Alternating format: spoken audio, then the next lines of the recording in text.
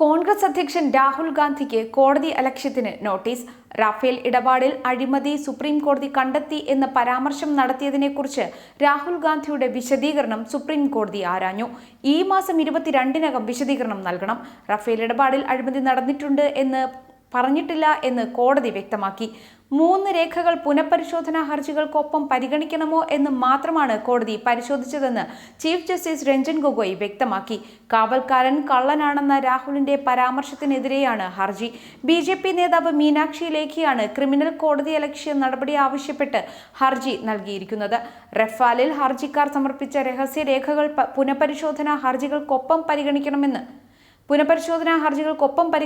കഴിഞ്ഞ ദിവസം സുപ്രീം കോടതി വിധിച്ചിരുന്നു. ഇതേ തുടർന്ന് നടത്തിയ പ്രസ്താവനയിൽ പ്രധാനമന്ത്രി നരേന്ദ്രമോദി അഴിമതി നടത്തിയെന്ന കാര്യം സുപ്രീം കോടതി ശരിവച്ചതായി രാഹുൽ ഗാന്ധി വ്യക്തമാക്കിയിരുന്നു. രാജ്യത്തിന്റെ പ്രധാനമന്ത്രി വ്യോമസേനയുടെ പണം അനിൽ അംബാനിക്ക് നൽകിയെന്ന് താൻ ഏതാനും മാസങ്ങളായി പറയുന്നു. ഇപ്പോൾ അക്കാര്യം സുപ്രീം കോടതി ശരിവെച്ചതിൽ സന്തോഷമുണ്ട്. ഇടപാട് പരിശോധിക്കാൻ കോടതി തീരുമാനിച്ചിരിക്കുന്നു. രാജ്യത്തിന് ഇത് സന്തോഷത്തിന്റെ ദിനമാണ്.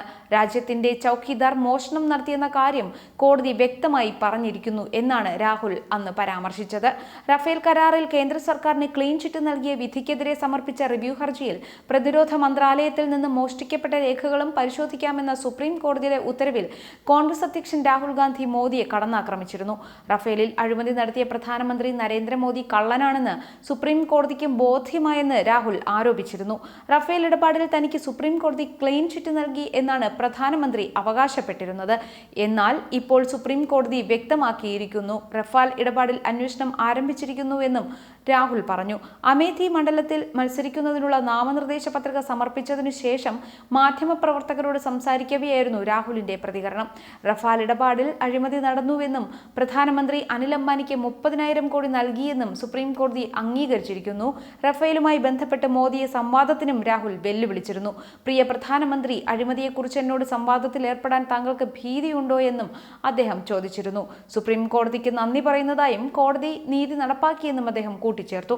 അതേസമയം തെരഞ്ഞെടുപ്പ് പടിവാതിലിൽ നിൽക്കെ റഫേൽ കേസിൽ കോടതി പുനഃപരിശോധനാ ഹർജികൾ പരിഗണിക്കുന്നത് തിരിച്ചടിയാകുമോ എന്നാണ് BJPയുടെ ആശങ്ക. പ്രതിരോധ മന്ത്രാലയത്തിൽ നിന്ന് മോഷ്ടിക്കപ്പെട്ട രേഖകൾ തെളിവായി പരിഗണിക്കാമെന്ന സുപ്രീം കോടതി നിലപാട് റഫേൽ കരാറിൽ പ്രധാനമന്ത്രിയുടെ ഇടപെടലുകളും തെരഞ്ഞെടുപ്പ് പ്രചാരണങ്ങളിൽ ചർച്ചയാകുന്നുണ്ട്. ന്യൂസ് ഡെസ്ക്, മറുനാടൻ TV.